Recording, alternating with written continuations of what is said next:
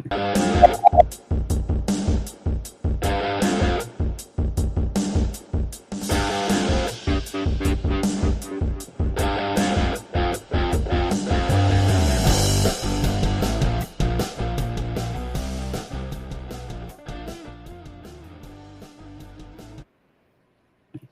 morning, hockey fans. This is Stephen Heisler with HeisHockey.com, the Victorious Hockey Company, and the Junior Hockey Discussion Group on Facebook. You are watching the Junior Hockey Morning Show. Today is Wednesday, August 9th, 2023. You can find us on the World Sports Broadcasting Network, WSBN.TV, Facebook, YouTube, Twitter, probably more this morning. Hope that you are enjoying the second Wednesday of August, getting ready to jump into all the preseason camps. Next thing you know, snow's going to start flying in certain parts of the world, and we'll be rocking and rolling into the season. Before getting into today's topic, Tomas, we got a problem. Allegedly, people are talking about me getting arrested for domestic violence. Tommy, this is what we get. Is that, have I been in jail for beating up my wife or anybody else? No. I haven't hit anybody, punched anybody of any substance in probably 25 years, maybe 30 years. So, no. Have not been arrested for domestic violence or anything else. Just for those that are spreading those kind of rumors, you can talk to us, call me if you want to, talk to my wife. I think, hell, you can talk to my ex-wives. I don't care. Something that's never happened in my world. So there you go. We'll get into that one day if you want to. My kids know better, right? Mm-hmm. So there you go. Today's topic, if I were king, I know this is about. This is about people in Canada, and I was kind of hard on David Branch here a few weeks ago. No worries. If I were the king of hockey, I'm not. One of the 9 leagues that currently make up the Canadian Junior Hockey League, CJHL, will emerge as only the second absolutely free-to-play league on the continent. I guess we're saying this is for Tier 2 or Tier 1 and Tier 2. We do have the Western Hockey League in Ontario and the Q are free-to-play, and the USHL is free-to-play. But after that, everybody else is paying something. So it absolutely means a United States Hockey League type of structure with every team in the league providing billets and equipment to every player without a fee or tuition. Is that a pipe dream? I don't think so. And the really funny thing is that the league that takes this bold step will also find themselves atop the developmental ladder for Canadian prospects hoping to secure an NCAA opportunity. A lot of kids from Canada go to NCAA hockey and probably going to see a lot more sooner than later. But at the college tracking level, which would be the Canadian Junior Hockey League and the BCHL, none of those leagues have been absolutely free to play. They've had teams, various teams coming along and charging some fees within the league. You tell the guy to go away for like 10 minutes. And others are not charging anything at all. In the BCHL, that gulf is huge between Merritt and Penticton. Merritt's charging half a fortune, and Penticton is charging nothing. So the league that steps out from under that platform is the one that's going to absolutely rise to the top of the pool. In the past, the bulk of those opportunities have been gobbled up by prospects from the USHL, North American Hockey League, or BCHL. 85% of all Division I prospects or players are coming out of those three leagues. With the BCHL stepping out from under the sanctioning umbrella of Hockey Canada, and the high likelihood of up to 4 current Alberta Junior Hockey League teams joining the BCHL in 24-25, few of the remaining leagues have managed to remain free to play. Even the BCHL has a number of clubs that's still trying to collect substantial fees from their players in order to offset expenses. I think it's about maybe 5 teams, 6 teams in the BCHL that are charging players for everything. That issue is also the case for all the leagues in Ontario, Quebec, the Atlantic provinces. The reality is only Alberta, Saskatchewan, and Manitoba are in a realistic position to raise the bar to the USHL level. The league that does take that leap will certainly be the logical and most economical alternative to the USHL or major junior levels of play. This is especially true for Canadian prospects. This coffee break brought to you by the Bustelo Coffee Company and the North American Hockey League. I love this cup. It's huge. I drink one of those, I'm good. Probably for 4 hours. Will that league be able to step into the conversation when it comes to consistent development of NCAA Division I hockey prospects? I think so.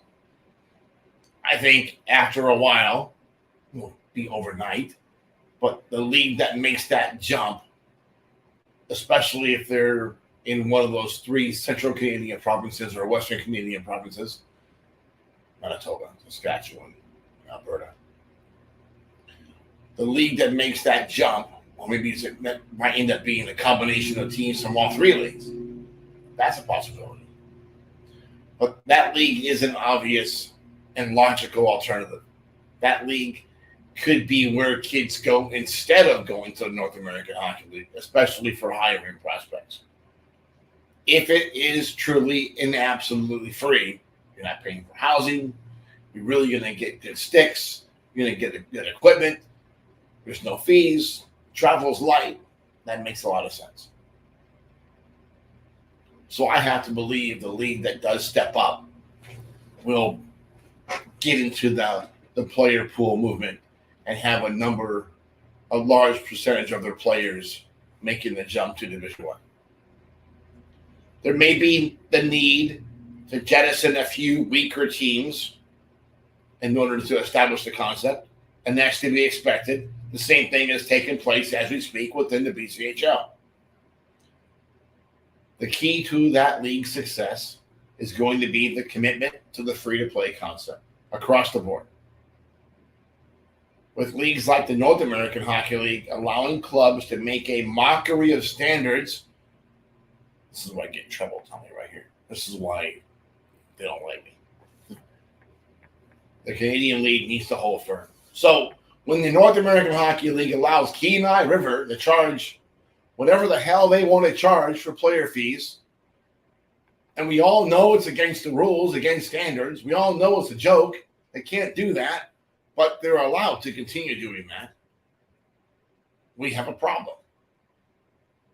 And that's going to open up the door to other leagues to come and fill the void. Listen, Mark Frankenfeld, there's a big damn hole in your league. Plug it. I've been one of the biggest fans of the North American Hockey League and biggest supporters of the North American Hockey League for the last 30 years. It's a mess.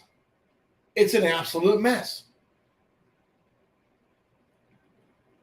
The Canadian league that does this will blow humongous holes into the North American Hockey League.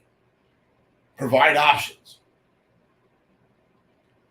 You don't have to go to Kenai River. You don't have to go to El Paso. You don't have to go to Danbury. You don't have to go anywhere you don't want to go. You don't like the team that drafts you? Learn to sing "Oh Canada." That's what's coming. There will be some backlash. Always backlash.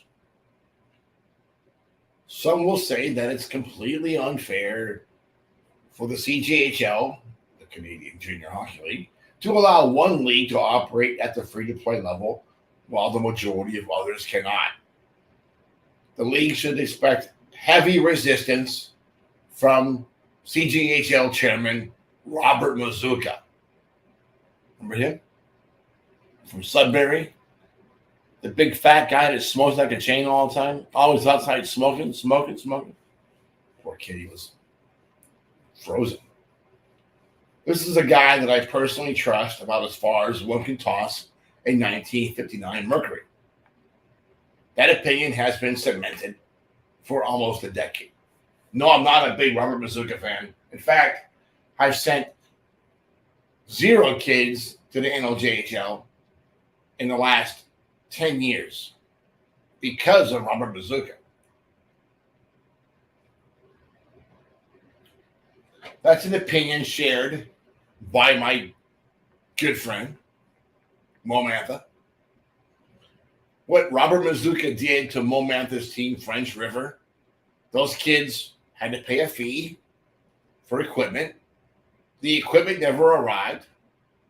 We're getting into the probably second half of the season, and the kids were tired of it. Hey, where's the stuff that we paid for?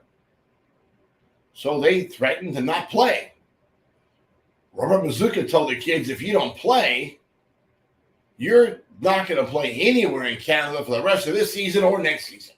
I'm going to suspend you indefinitely so you can't go anywhere else. Wow, Rob. Why not just tell you the owner to give the kids what they paid for? But nope, we're not doing that. Nuts. The real question is this.